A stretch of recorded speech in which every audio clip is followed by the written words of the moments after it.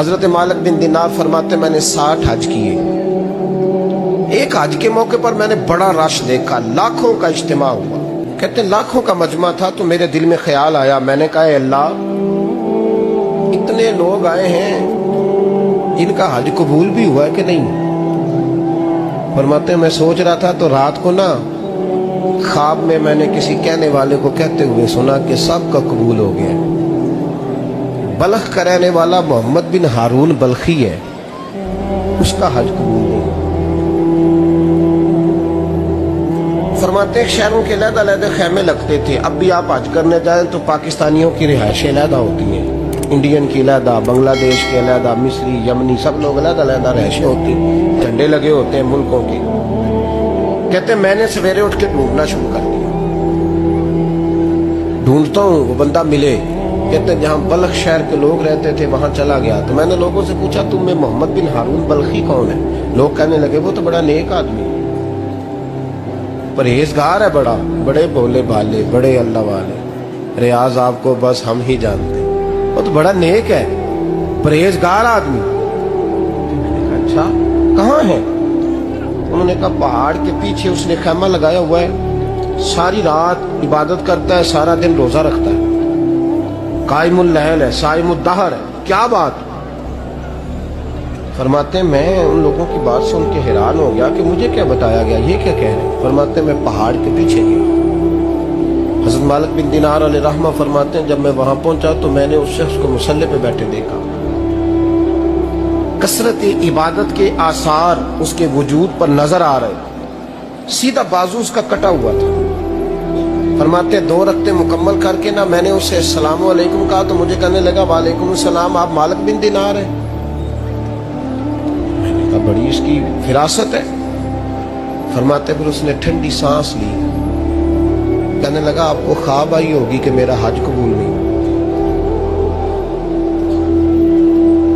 फरमाते मुझ पर और बिजली गिरी कि क्या कह रहा? मैंने कहा यार लोग भी तेरी तारीफ कर रहे हैं और तेरी बसीरत भी बड़ी है, तो ये माजरा क्या है? कहने लगा आप ना पूछे। ये कह के उसने रोना शुरू किया, देर तक रोता रहा। मैंने कहा नहीं यार तू बता। कहने लगा नहीं आप ना पूछे, आप नाराज हो गए। मैंने कहा मैं नहीं होता, तू बोल ना।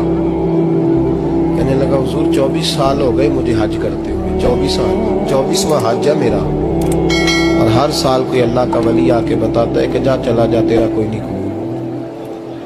बेपरवाही वेख सज्जन दी जिथे किसे दी पेश न जावे, उन्हें ताजा वाले दर दर रोले ते मंगतियां तख्त बिठावे। आजम किसे नु कारा मिलदा ही कोई काबे खाली आवे। कहते हैं उसने मुझे कहा हुजूर 24वां हज है, हर साल कोई बताता है। मैंने कहा तेरी गलती। कहने लगा मैं अपनी माँ का नाफरमान। मैंने कहा वाकया क्या हुआ? कहने लगा हजरत अल्लाह ने मुझे दौलत दी, माल दिया, जमीनें दी तो मैं अय्याश हो गया। इमाम मालिक बिन दिनार रहमतुल्लाह अलैह फरमाते हैं मुझसे कहने लगा पैसे आए तो मैं अय्याश हो गया। रमजान का महीना था, असर के बाद मेरी अम्मा इफ्तारी की तैयारी कर रही थी, मैं गया, मैंने कहा शराब पी हुई, अम्मा रोटी दे। अम्मा कहने लगी शर्म कर, शर्म कर, रोजा रखा नहीं तो जिन्होंने रखा है उनका तो ख्याल कर। कहते अम्मा की बात का मुझे गुस्सा लगा। मैं कहा करता हूँ बदनसीब है वो बेटा जिसका बाप उससे बात करते हुए डरता है कि पता नहीं कहां से बोलेगा। बदनसीब नहीं वो बेटा जिसकी माँ उससे बात करते हुए सहम जाती है कि पता नहीं कौन सी बोली बोलेगा। बदनसीब नहीं कि माँ बाप भी जिससे खोल के बात ना कर सके।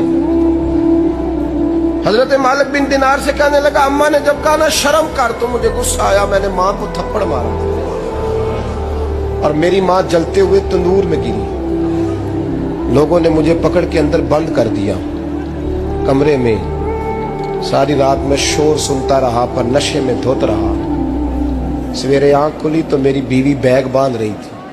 मैंने कहा कहाँ जा रही हो? कहने लगी जो माँ का नहीं बना मेरा कैसे बनेगा?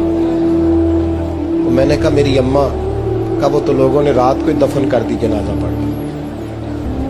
तड़प के कहने लगा मुझे क्यों नहीं बताया? तो कहते हैं लोग कहने लगे तेरी मरती हुई माँ कह गई थी इसे मेरा मुंह ना देखने दे। मेरे जनाजे के करीब ना आए। हजरत मालिक बिन दिनार फरमाते हैं जब उसने ये बात सुनाई तो मैंने भी उसके मुंह पे थप्पड़ मारा। میں نے کہا تو اسی قابل ہے. کہتے ہیں وہ رونے لگا, حضور دعا کرے اللہ مجھ سے راضی ہو جائے. کہنے لگا جب ماں کی انتقال کی خبر ملی تو میں نے کلاڑی لے کے وہ ہاتھ کاٹ دیا جس سے ماں کو مارا تھا. میں نے ساری جائیدادیں خیرات کر دی. 24 سال ہو گئے, 24 سال.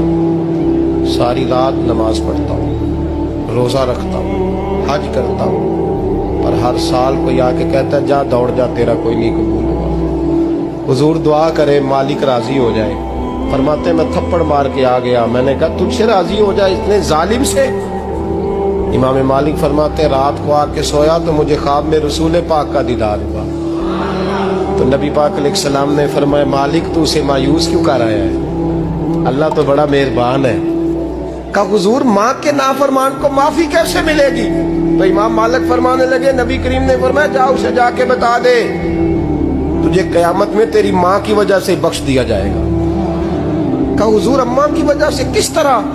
تو محبوب فرمانے لگے اس کی ماں قیامت میں اس کے خلاف مقدمہ دائر کرے گی رب کریم کی عدالت میں, اے اللہ میں نے 9 ماہ پیٹ میں رکھا, درد سہ کے اسے جنا, جگر کا خون پلا کے پالا, اور اسی نے مجھے قتل کیا. رب کریم اس کی ماں کا مقدمہ سن کے کہے گا اٹھاؤ اس کو دوزخ میں پھینکو, اس نے ماں جلائی تھی اسے بھی جلاؤ. محبوب فرمانے لگے جب پکڑ کر کے مالک اس کو محمد بن ہارون کو لوگ لے جائیں گے نا جہنم کی طرف, ابھی فرشتے گھسیٹیں گے ہی تو پلٹ کے پھر اماں کی طرف دیکھے گا, اور دوسری دفعہ پھر گھسیٹیں گے تو پلٹ کے دیکھے گا, اور تیسری دفعہ پھر پلٹ کے کہے گا اماں یہ مجھے جلانے لگے, اماں یہ جہنم میں پھینکنے لگے.